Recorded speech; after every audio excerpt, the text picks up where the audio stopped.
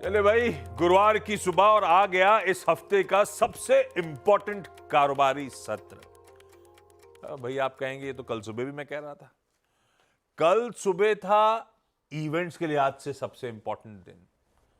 आज सुबह है एक्शन के लिहाज से शायद सबसे इंपॉर्टेंट। सच्ची बोल रहा था आज, लेकिन वाकई बड़ा इंपॉर्टेंट और बहुत सारी चीजें हैं। मैं दो अपफ्रंट इंपॉर्टेंट चीजें बता देता हूं।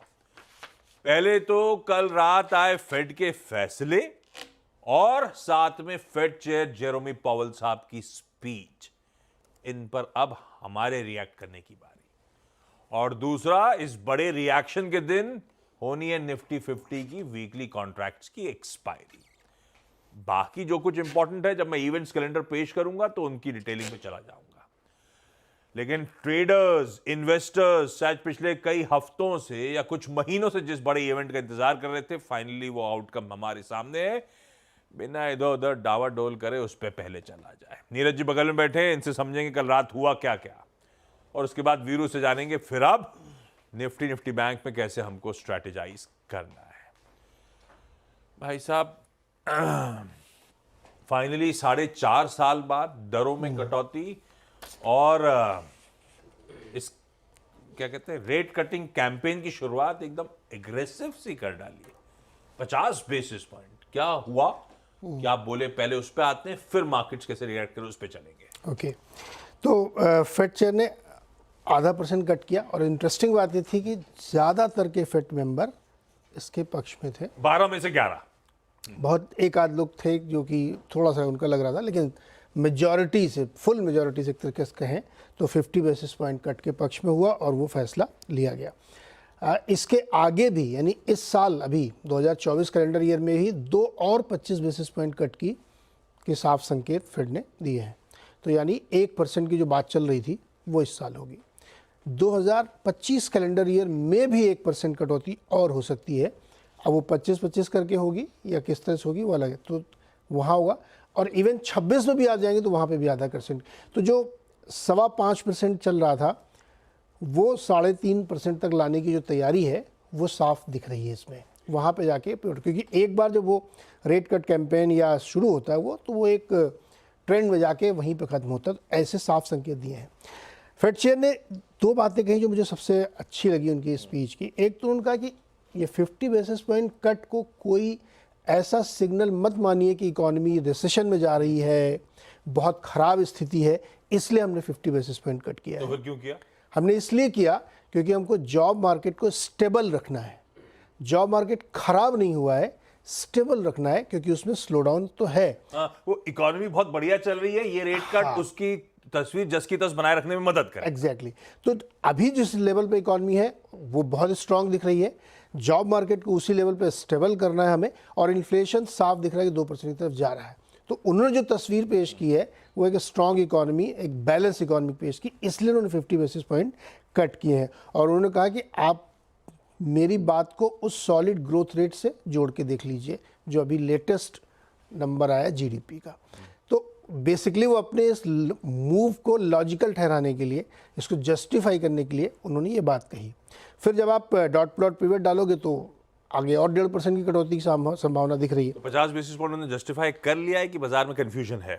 नहीं, अब बाजार ने इसको वैसे क्यों नहीं लिया? अगर S&P का चार्ट बनाओ तो दिखाइए, क्योंकि मार्केट एक समय S&P 1% के लगभग ऊपर था, लेकिन प्रेस कॉन्फ्रेंस के बाद धीरे धीरे काफ़ी वोलेटाइल हुआ। उसमें हरी और लाल की बड़ी बड़ी कैंडल्स एक साथ बनी है और मार्केट ने जाके फाइनली लगभग 0.5% के आसपास, मैं ख्याल 1/4% नीचे जाके उसने बंद दिया है। तो ये जो ये देखिए लास्ट में जो ना बहुत ज़्यादा जिगजैग जो हुआ है खरीदारी में, ये आउटकम आया, उछाल था। इसमें डाउ भी रखिएगा स्क्रीन पे, क्योंकि उसका तो आंकड़ा मैं लेकर आया था। डाउ एक समय 450 पॉइंट उछल गया था। एग्जैक्टली। और फिर ठंडा पड़ के फाइनली 100 पॉइंट नीचे बंद हुआ। यस, ये वो जैसे पीसी शुरू हुई ना उसके बाद से मुनाफा वसूली होगी, क्योंकि आज सुबह के फ्यूचर्स वापस तेजी दिखाने की कोशिश। मैंने अपनी कमेंटिंग में ये लिखा कि क्यों सेलिब्रेट नहीं किया मार्केट ने, तो ये एनीबॉडीज गेस है कि सेल ऑन न्यूज़ है, कॉन्फिडेंस कमी है, या आगे कुछ और फोर्सेबल फ्यूचर नहीं दिख रहा कि आगे क्या होने वाला है। ये कोई भी आदमी कुछ भी गेस कर सकता है, लेकिन मार्केट ने उसको उतना पॉजिटिव उस समय तो नहीं लिया। हो सकता है अब धीरे ये चार्ट की बात में कर देखिए कितना ज़्यादा वोलेटिलिटी है, सेम लेवल की वोलेटिलिटी थी। बेच भी रहे थे, खरीद रहे थे, बेच भी खरीद रहे थे। तो हायर लेवल पे जाके लोगों ने बेचा और फाइनली दबाव के साथ, 0.6% हल्के दबाव के साथ बंद। हाँ, तो नीचे जाके बंद हुआ। तो अगर आप हाई से जोड़ो तो काफ़ी नीचे है। हाँ। अब सवाल ये है कि क्या फ्यूचर्स मार्केट इस समय जो शो कर रहे हैं यूएस के, वो तो बहुत अच्छे दिखाई दे रहे हैं। वो इस समय है 1/4 से 3/4% मजबूत सुबह। एग्जैक्टली। और दो और इंटरेस्टिंग चीज़ें, डॉलर इंडेक्स ऊपर गया है, डॉलर इंडेक्स ऊपर गया है, डॉलर पॉन्ड यील्ड ऊपर गई है, और येन, डॉलर येन देखो आप, और येन 144 की तरफ बढ़ गया है। एग्जैक्टली। तो ये कहानी उसके साथ फिट नहीं हो रही है। मैंने ये कहा था ये कहानी मतलब 50 बेसिस पॉइंट्स का कट डॉलर येन की पैरिटी के साथ फिट नहीं बैठ रहा। नहीं बैठ रहा, क्योंकि अगर 50 बेसिस पॉइंट कट हो रहा है वहां पे, तो डॉलर येन मजबूत होना चाहिए था। When और डॉलर weak हो रहा है। स्ट्रेंथन कर गया है। एग्जैक्टली। डॉलर इंडेक्स देखिए ना, आप एक पहुंच गया। तो ये कहानी कहीं ना कहीं एक डॉट मिस है। अब देखते हैं आगे समय में पता लगेगा हमें, लेकिन मैं तो फेड की चेयरमैन की बात मान के चलूंगा कि इकोनॉमी ठीक है, 50 बेसिस कट कर दिया है, अब आप इसको सेलिब्रेट करिए। थोड़ा बहुत मेंटली प्रिपेयर कर दिया था वॉल स्ट्रीट जर्नल ने आप सबको, एग्जैक्टली। है ना? कल हम लोग चर्चा कर रहे थे जब वो 50 बेसिस पॉइंट्स का आर्गुमेंट सामने रख दिया था, और इसीलिए जब ये कल सुबह बता रहे थे कि 65% पोल पार्टिसिपेंट्स मूव कर गए 50 बेसिस पॉइंट्स कट्स के लिए, तो मेंटली प्रिपेयर्ड थी स्ट्रीट इस 50 बेसिस पॉइंट्स का मैसिव कट जो आने की तैयारी हो रही थी। अच्छा, ये बात सही है, डॉलर येन की पैरिटी थोड़ी सी कंफ्यूजिंग है, लेकिन फेड चेयर की कमेंट्री बार बार रिएटरेट कर रही थी, कोई इंडिकेशन रिसेशन का या इवन इकोनॉमिक डाउनटर्न का नहीं है। तो भाई साहब, इंटरेस्टिंग सा कल वो आउटकम हमारे सामने आता हुआ, 50 बेसिस पॉइंट्स का बड़ा कट, और इक्विटीज लार्जली घूम फिर के वहीं खड़ी हुई हैं। अब और अब की मैं पहली प्लेट दिखाता हूं। हमने यूएस फ्यूचर्स कहां छोड़े थे, कल का दबाव आज सुबह के फ्यूचर्स ले दे के वहीं पहुंचा दिया हमको। हमारा गिफ्ट निफ्टी भी ऑलमोस्ट एकदम फ्लैट लाइन के आसपास खुलने का मूड दिखा रहा है। एक बड़ा बाइनरी इवेंट, एक बड़ा डिसाइसिव मूव, हम तो वहीं के वहीं आके रुक गए। इवेंट डाइजेस्टेड है, इवेंट डाइजेस्टेड। ये अब तक का समीकरण आपकी स्क्रीन पे। पूरा एशिया भी रख दीजिएगा, एक बार दिखाना भूल गया था सुबह। एशिया भी इस तरह से ही कामकाज कर रहा है, सारा का सारा एशिया। अब एशिया में बस ये है कि एबरेशंस, क्योंकि कई सारे मार्केट्स मंडे, ट्यूसडे, वेडनेसडे बंद रहे थे, कोई एक दिन, कोई 2 दिन, कोई 3 दिन, तो अलग अलग रिएक्शंस हैं, लेकिन लार्जली सब फ्लैट लाइन के इर्द गिर्द ही आज सुबह वापस नजर आ रहे हैं।